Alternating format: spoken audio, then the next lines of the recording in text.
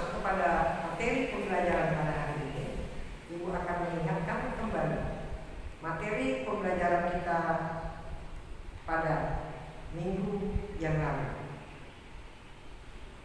Materi pembelajaran kita pada minggu lalu adalah tentang perjuangan diplomasi bangsa Indonesia dalam mempertahankan kemerdekaan Indonesia.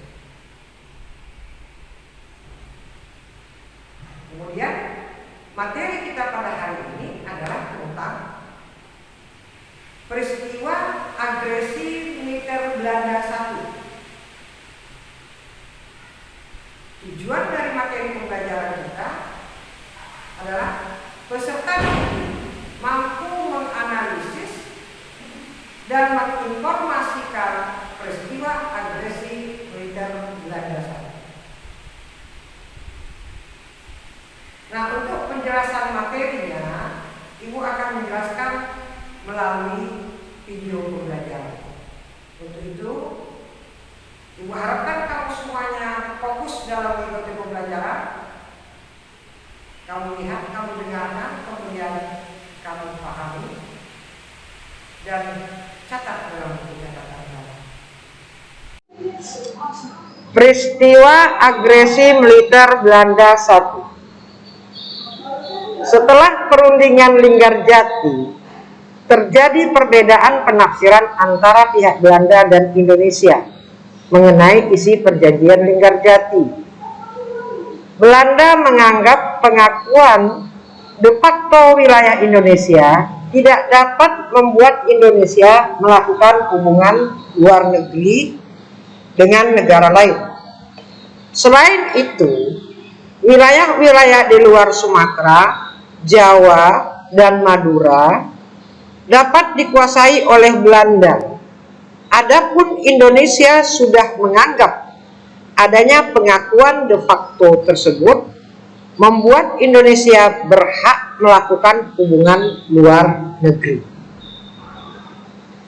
Perbedaan penafsiran mengenai isi perjanjian Linggarjati membuat ketegangan hubungan antara Indonesia dan Belanda. Pada tanggal 15 Juli 1947, H.J. Van Mock menyatakan bahwa Belanda sudah tidak terikat dengan perjanjian Linggarjati. Dan pada tanggal 21 Juli 1947, Belanda melakukan serangan terhadap wilayah-wilayah yang dikuasai Indonesia. Serangan tersebut dikenal dengan nama agresi militer Belanda I. Tujuan dari serangan tersebut adalah merebut wilayah-wilayah Indonesia yang kaya sumber daya alam. Akan tetapi, Belanda menyatakan serangannya itu sebagai aksi polisional, yaitu upaya Belanda untuk menertibkan kekacauan di Indonesia, seperti halnya seorang polisi yang sedang menjaga keamanan wilayahnya. Pasukan TNI membalas serangan yang dilancarkan Belanda. Dalam menghadapi agresi militer tersebut, TNI menggunakan strategi baru yang disebut Wehrkreis. Strategi Wehrkreis dijalankan dengan membentuk kantong-kantong perlawanan di daerah yang dikuasai Belanda. Strategi ini terbukti efektif dan menyulitkan posisi Belanda. Agresi militer Belanda I mengalami kegagalan setelah para diplomat Republik Indonesia berhasil menarik simpati dari publik internasional. Pada bulan Agustus 1947, para tokoh perwakilan Indonesia menghadiri sidang Dewan Keamanan PBB. Sidang Dewan Keamanan PBB terlaksana setelah adanya desakan dari Australia dan India kepada Dewan Keamanan PBB untuk mengambil tindakan guna mengakhiri permusuhan antara Indonesia dan Belanda. Agresi militer Belanda I diakhiri dengan perundingan di atas kapal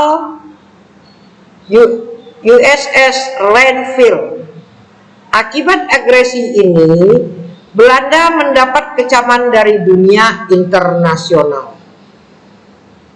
Kemudian selanjutnya adalah Perjanjian Renville.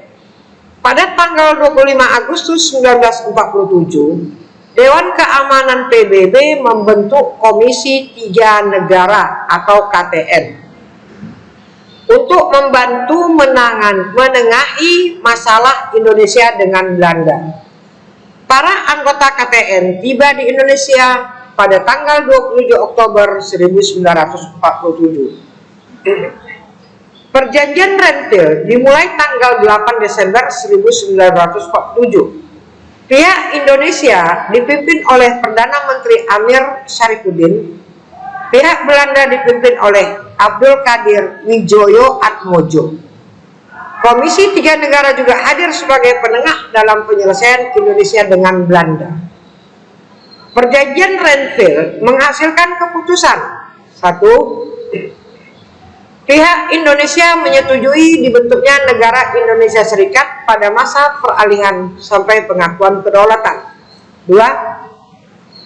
Belanda dapat membentuk negara-negara federal di daerah-daerah yang didudukinya melalui jejak pendapat terlebih dahulu. 3. Pemerintahan Indonesia menarik pasukannya serta mengosongkan daerah-daerah di belakang garis Panmok dan selanjutnya masuk wilayah Indonesia.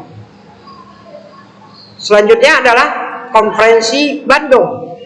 Konferensi Bandung merupakan pertemuan antara negara-negara bagian dan daerah-daerah otonom yang sudah dibentuk Belanda. Konferensi Bandung ini berhasil membentuk Binnenkomst voor Federal Overleg atau BFO, yaitu sebuah forum kerjasama negara-negara bagian di Indonesia.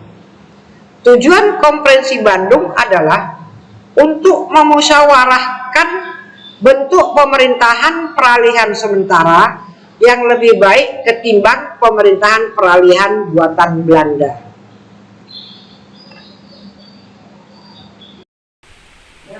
Semuanya, setelah tadi kamu mengikuti pembelajaran sejarah dengan materi peristiwa agresi militer Belanda I di Indonesia, mudah-mudahan kita harapkan kamu dapat memahaminya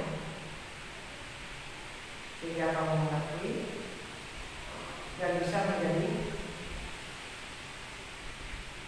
berkah ilmu kamu. Baik, dengan semuanya, demikianlah pembelajaran kita pada hari ini. Mudah-mudahan kamu tetap dalam keadaan sehat walafiat.